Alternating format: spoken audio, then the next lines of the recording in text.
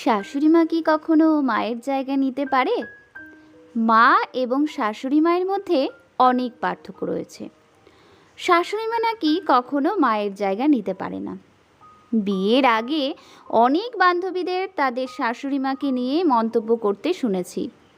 শাশুড়ি মা নাকি অনেক খারাপ হয়, তারা নাকি শুধু নিজেদের মেয়েকেই শুধু ভালোবাসে, আর যতই তাদের সব কিছু উজাড় করে দাও না কেন, তারা তোমাকে মোটেও কেয়ার করবে না।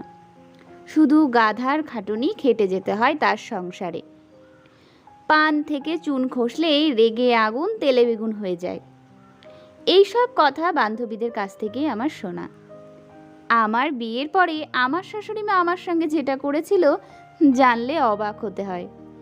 তার আগে বন্ধুরা, আপনি যদি চ্যানেলে নতুন হন, অবশ্যই আমাদের চ্যানেলটিকে সাবস্ক্রাইব করে এগিয়ে নিয়ে যেতে সাহায্য করবেন। এখন আমার বয়স মাত্র 18 বছর।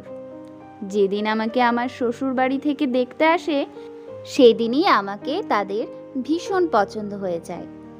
আর তার সপ্তাহখানেক পরেই আমাদের সামাজিকভাবেই বিয়েটা হয়ে যায়।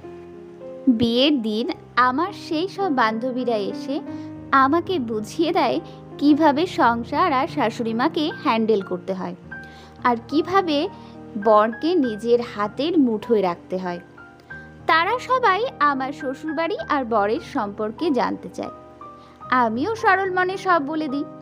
তারা আমার কথা শোনার পরে বলে, উমা, তা তোর বাবা মা কি বুঝে তোর বিয়েটা ওই রকম একটা পরিবারে দিচ্ছে? শুনছি একটা ননদও আছে, দেখবি ওই ননদ তোর সঙ্গে কিভাবে কূটনীতি চাল করবে। আমার তো শাশুড়ি মায়ের সঙ্গে সারাদিন অশান্তি লেগেই থাকে, আর তোর তো আবার ননদও সঙ্গে ফ্রি। খুব সাবধানে থাকিস, আর বরকে কখনো হাতের নাগালের বাইরে যেতে দিবি না। এইসব কথা শোনার পরে আমার মধ্যে একটা ভয় কাজ করতে শুরু করলো। সত্যি যদি আমার সঙ্গে এমনটা ঘটে, তাহলে কি হবে? আমি কি পারবো সব সামলে সংসার করতে? আমার যে স্বপ্ন রয়েছে সেগুলো কি আদৌ পূরণ হবে? বিয়ে হবার পরেই বাবা মায়ের কাছে আশীর্বাদ নিতে গেলাম।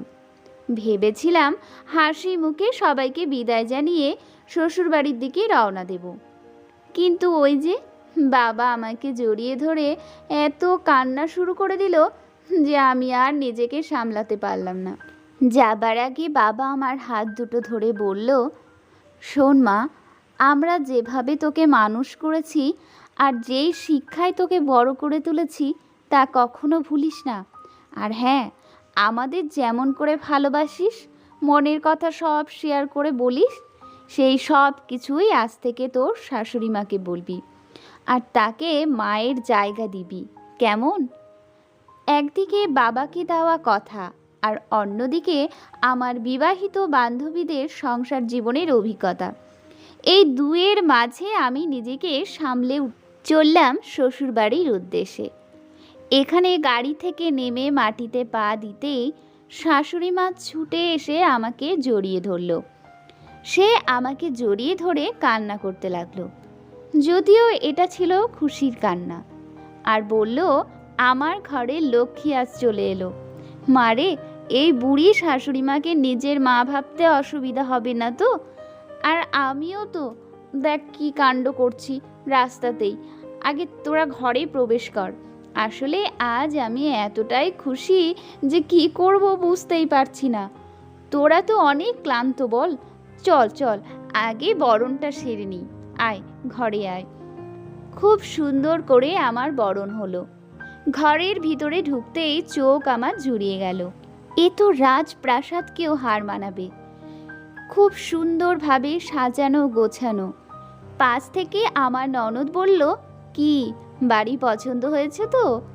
এই বাড়িতে যত রকমের কারুকার্য দেখতে পাচ্ছ সবটাই তোমার শাশুড়ি মায়ের নিজের হাতে সাজানো। তেনার হাতের কাজের প্রশংসা না করলেই নয়। সত্যি আমিও এত সুন্দর করে সাজাতে পারি না, কিন্তু আমার বিবাহিত বান্ধবীরা যা বলেছিল তার সঙ্গে এখানে এসে আমি প্রথম দিন কোনো মিল পেলাম না। আমার শাশুড়ি মা তো আমাকে নিয়ে মাথায় করে রাখছেন, আমি কি পরবো কি খাবো সবটাই তেনার নজরে রয়েছে। এরপর ননদের কথা বলি, সেও তো আমার সঙ্গে অনেক ভালো ব্যবহার করছে। পরদিন সকাল সকাল আমার বান্ধবী ফোন করলো। কী রে, সব ঠিক আছে তো? কি কি হলো বল শুনি। আমি সবটাই তাদের বললাম। তারা শুনে আমাকে বলল, ওই প্রথম প্রথম সবাই ভালোই দেখাবে, কদিন যেতে দে, দেখবি আমাদের মতোই তোর বাড়িতেও শুরু হয়ে যাবে। এখন তো বাড়িতে অনেক লোকজন, আর তাদের সামনে খারাপ আচরণ করলে লোকে যে ছিছি করবে, তাই এমন ভালো ভাব দেখাচ্ছে, বুঝলি? কিন্তু কিছুদিন যাবার পরেও আমার শাশুড়ি মায়ের মধ্যে কোনো পরিবর্তন আমি দেখিনি। বিয়ের পরেও যে আমার পড়ার খুব ইচ্ছে ছিল, সেটা আমার শাশুড়ি মাকে একদিন কথায় কথায় বলে দিলাম। আমি ভাবলাম হয়তো তিনি আমার ওপর খুব রেগে যাবেন, কিন্তু না, উল্টে তিনি আমার হাজব্যান্ডকে বললেন, বৌমাকে তুই নিজে গিয়ে ভর্তি করে আসবি। আর হ্যাঁ শোন মা, তোকে সংসার নিয়ে ভাবতে হবে না, যতদিন আমি বেঁচে আছি তুই মন দিয়ে পড়াশোনা করে যা। যেদিন তোর সব স্বপ্ন পূর্ণ হয়ে যাবে, সেদিন আমি নিজে তোকে সংসারের সব দায়িত্ব বুঝিয়ে দেব। সত্যি তাকে জড়িয়ে ধরে তারপর তার পা ধরে আশীর্বাদ নিলাম। কলেজে যাবার আগে আমার টিফিন পর্যন্ত তিনি নিজেই বানিয়ে দেন, আর মাঝে মাঝে চুলে তেল দিয়ে ম্যাসাজ করে দেন। কি শান্তিতে যে তার কোলে মাথা রেখে ঘুমিয়ে যাই, এমন শান্তি বোধহয় আমার মায়ের কাছেও কোনোদিন পাইনি। কি করেই বা পাবো? আমার মা তো সেই 7 সকালে স্কুলে চলে যেত আর ফিরত সেই সন্ধে। তারপর তার ক্লান্ত শরীরটা বিছানা খুঁজত, তাই আমার দিকে খুব বেশি কেয়ার মা করতে পারতো না, যেটা আজ আমি আমার শাশুড়ি মায়ের মাধ্যমে পেলাম। আর বাকি রইল আমার ননদ, সেও আমাকে চোখে হারায়। তার নাকি ইচ্ছে ছিল তার একটা ছোট্ট বোন হবে, কিন্তু হয়েছিল একটা ভাই। আর তাই ছোট থেকেই তার আফসোসের শেষ নেই। সে যখনই কোনো কিছু কেনাকাটা করে আমার জন্য সেই একই জিনিস নিয়ে আসে, যাতে কোথাও বেড়াতে গেলে সবাই ভাবে আমরা যমজ বোন। কি আমার এই কথাগুলো শুনে সত্যি অবাক লাগছে তো, যে এমনও আবার হয় নাকি? হ্যাঁ হয়, আমার সঙ্গে হয়েছে। প্রতিটা মেয়ে অন্য বাড়িতে গিয়ে যদি শাশুড়ি মাকে মায়ের জায়গা দেয়, আর শাশুড়ি মাও তবে মেয়ের জায়গা দিয়ে দেবে, এটাই আমার বিশ্বাস। তাই বলে কি অশান্তি বা ঝগড়া হবে না? অবশ্যই হবে। সেটা তো আমাদের নিজেদের মা বাবা, তাদের সঙ্গেও মাঝে মাঝে কথা কাটাকাটি হয়ে থাকে।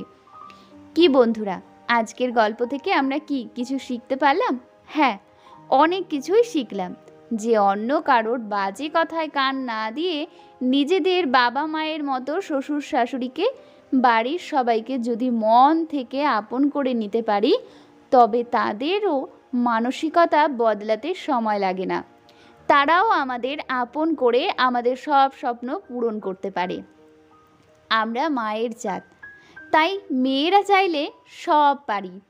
বন্ধুরা, আজকের এই ছোট্ট গল্পটি আপনাদের প্রত্যেকের মানসিকতাকে বদলাতে সাহায্য করবে, এটাই আশা করব। আজকের এই গল্প যদি আপনাদের ভালো লাগে, অবশ্যই একটি লাইক, কমেন্ট আর শেয়ার করতে ভুলবেন না। সেই সঙ্গে আপনি যদি আমাদের চ্যানেলে নতুন হন, অবশ্যই আমাদের চ্যানেলটিকে সাবস্ক্রাইব করে রাখুন এই ধরনের সুন্দর সুন্দর নিত্য নতুন গল্প শুনতে।